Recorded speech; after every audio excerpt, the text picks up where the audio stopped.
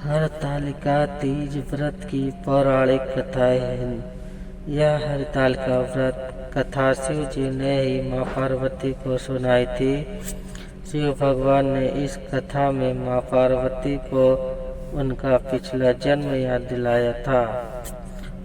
हे गौरा, पिछले जन्म में तुमने मुझे पाने के लिए बहुत छोटी उम्र में कठोर तप और घोर तपस्या की थी। तुमने न तो कुछ खाया और न ही पिया, बस हवा और सूखे पत्ते चबाए। जला देने वाली गर्मी हो या खपा देने वाली ठंडी, तुम नहीं हटी, डटी रही। बारिश में भी तुमने जल नहीं पिया। तुमने इस हालत में भी देखकर तुम्हारे पिता दुखी थे। उनको दुखी देखकर नारद मुनि और कहा कि मैं भगवान विष्णु की भेजने पर यहाँ आया हूँ। वह काफी कन्या से ही विवाह करना चाहते हैं।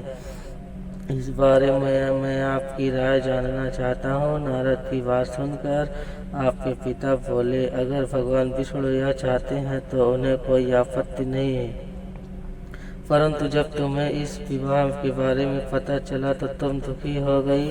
तुम्हारी एक सहेली ने तुम्हारे दुख का कारण पूछा तो तुमने कहा कि मैं सच्चे मन से भगवान शिव का वरण किया है, किंतु मेरे पिता ने मेरा विवाह विष्णु जी के साथ तय कर दिया है।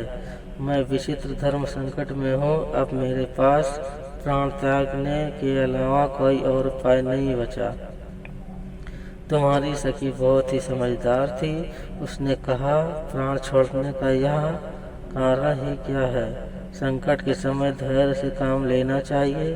भारतीय नारी के जीवन की सार्थकता इसी में है कि जिसे मन से पति रूप में एक बार वर्ण कर लिया, जीवन पर्यंत उसी से निर्वाह करें। मैं तुम्हें घनघोर वन में ले चलती हूँ, जो साधना स्थल भी है और जहाँ तुम्हारे पिता तुम्हें खोज भी नहीं पाएंगे।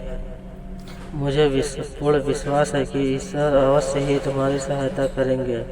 तुमने ऐसा ही किया। तुम्हारे पिता तुम्हें घर में न पाकर बड़े चिंतित और दुखी हुए। इधर तुम्हारी खोज होती रही, उधर तुम अपनी सहेली के साथ नदी तट पर एक गुफा में मेरी आराधना में लीन रहने लगी। तुमने रेत के शिवलिंग का निर्माण किया।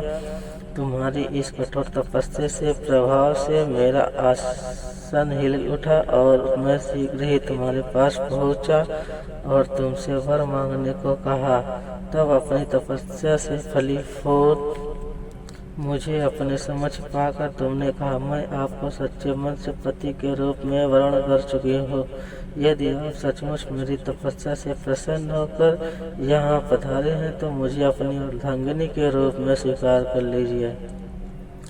तब तथास्तु कहकर मैं कैलाश पर्वत पर लौट गया। उसी समय गिरिराज अपने बंधु बांधवों के साथ तुम्हें खोजते हुए वहां पहुंचे। तुमने सारा वृत्तांत बताया और कहा कि मैं घर तभी जाऊंगी जब आप महादेव से मेरा विवाह करेंगे। तुम्हारे पिता मान गए और उन्होंने हमारा विवाह करवाया। इस व्रत का महत्व यह है कि मैं इस व्रत को पूर्ण निष्ठा से करने वाली प्रत्येक स्त्री को मनोवांछित फल देता हूँ। इस पूरे प्रकरण में तुम्हारी सखी ने तुम्हारा हरण किया था, इसलिए इस व्रत का नाम हरतालिका व्रत हो गया। इस व्रत से जुड़ी एक मान्यता यह है कि इस व्रत को करने वाली स्त्रियां पार्वती जी के समान ही सुखपूर्वक पति रमण करके शिवलोक को जाती हैं। सौभाग्यवती स्त्रियां अपने स्वभाव को अखंड बनाए रखने और अविवाहित युवतियां मन मुताबिक वर पाने के लिए हरतालिका तीज का व्रत करती हैं। इस दिन व्रत करने वाली स्त्रियां सूर्योदय से पूर्व ही उठ जाती हैं और नहाकर पूरा श्रृंगार करती हैं। पूजन के लिए केले के पत्तों से मंडप बनाकर गौरी शंकर की प्रतिमा स्थापित की जाती है। इसके साथ पार्वती जी को सुहाग का सारा सामान चढ़ाया जाता है।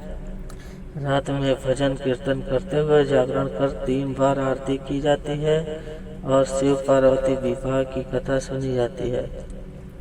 इस व्रत के प्रतीक और स्वयं का निषेध है, इसके लिए उसे रात्रि में भजन कीर्तन के साथ रात्रि जागरण करना पड़ता है। प्रातःकाल स्नान करके श्रद्धा एवं भक्ति पूर्वक किसी सुपात्र सुहागिन महिला को श्रृंगार सामग्री, वस्त्र, खाद्य सामग्री, फल, मिष्ठान एवं यथाशक्ति आभूषण का दान करना चाहिए। रेत के शिवलिंग बनाए हैं तो उनका जलाशय में विसर्जन किया जाता है और खीरा खाकर व्रत को संपन्न किया